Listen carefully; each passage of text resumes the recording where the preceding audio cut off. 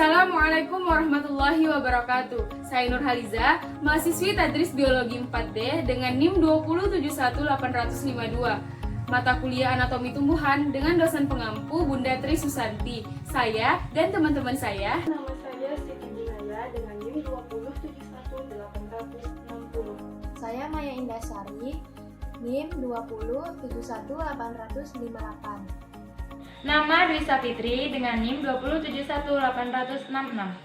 Saya Dewi Sapitri dengan NIM 2071810. Pada kesempatan kali ini, saya dan teman-teman akan menjelaskan materi mengenai struktur anatomi biji dikotil dan biji monokotil khususnya pada kacang dan pada jagung dengan menggunakan metode sains. Nah, adapun langkah-langkah dalam menggunakan metode sains yang pertama yaitu tujuan, yang kedua rumusan masalah, yang ketiga hipotesis, yang keempat rancangan percobaan, yang kelima percobaan atau eksperimen, yang keenam analisis data, yang ketujuh kesimpulan, dan yang terakhir yaitu mengkomunikasikan. Adapun tujuan untuk materi kali ini yaitu mendeskripsikan struktur anatomi biji dikotil dan monokotil, khususnya pada biji jagung dan biji kacang. Di mana rumusan masalahnya bagaimana struktur anatomi biji dikotil dan monokotil, khususnya pada biji jagung dan biji kacang. Nah, untuk hipotesisnya, struktur anatomi biji monokotil berkeping satu itu terdapat endosperma. Makanan untuk pertumbuhan embrio diperoleh dari endosperma, sedangkan biji dikotil berkeping dua tidak ada endospermanya. Selanjutnya, rancangan percobaan. 1. Mengamati struktur anatomi biji dikotil atau biji jagung dan biji monokotil atau biji kacang dengan menyediakan alat dan bahan yang akan digunakan. Yang kedua, membagi biji dengan menggunakan mikroskop. Yang ketiga, mengatur mikroskop dengan perbesaran 10 kali. Yang keempat, meletakkan preparat pada objek mikroskop dengan kejepit objek atau benda. Yang kelima, mengamati objek dengan teliti. Yang terakhir, menggambar objek hasil pengamatan tadi. Selanjutnya yaitu percobaan atau eksperimen. Nah, ini merupakan gambar dari biji kacang yang termasuk ke dalam biji dikotil. Ini bagian-bagian dari biji kacang. Ada kulit biji, plumula, radikula, poros embrio, dan kotiledon.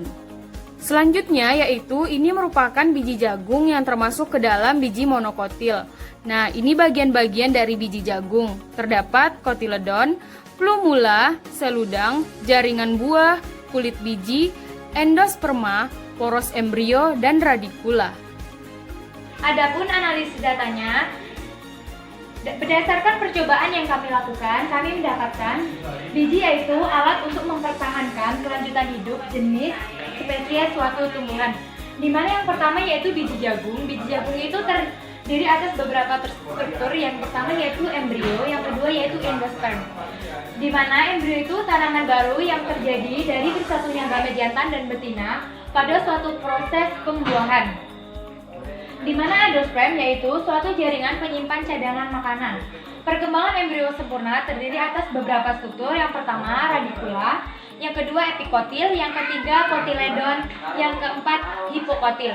Di mana radikula yaitu calon akar, epikotil yaitu calon bucuk, hipokotil yaitu calon batang, kotiledon yaitu calon daun. Nah, di mana biji jagung muda itu terdiri atas 3 struktur. Yang pertama yaitu embrio, endosperm, dan kulit biji. Embrio dan endosperm dibungkus oleh kulit biji. Kulit biji terbentuk dari ovule. Selanjutnya yaitu biji kacang tanah. Biji kacang tanah terdiri atas beberapa struktur. Yang pertama radikula, plumula, kotiledon, dan kulit biji. Di mana radikula itu yaitu calon akar, plumula yaitu calon daun, dan kotiledon yaitu tempat cadangan makanan saat berkecambahan.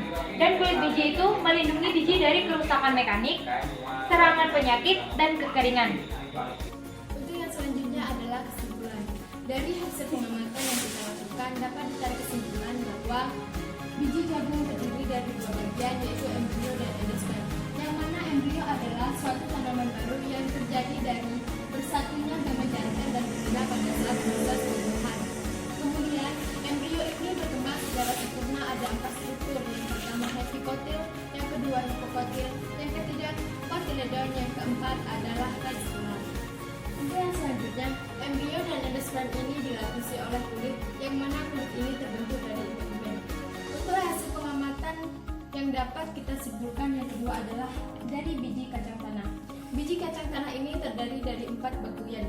Yang pertama adalah radikula, yang mana fungsinya sebagai calon akar. Yang kedua adalah plumula, fungsinya sebagai calon daun. Kemudian yang ketiga adalah kotiledon, yang mana sebagai tempat cadangan makanan pada saat perkecambahan. Kemudian yang keempat adalah kulit biji yang berfungsi untuk melindungi biji. Untuk yang selanjutnya adalah tahap mengkomunikasikan. Kita dapat mengkomunikasikan materi ini dengan cara membentuk forum dan membahas mengenai anatomi biji dikotil dan anatomi biji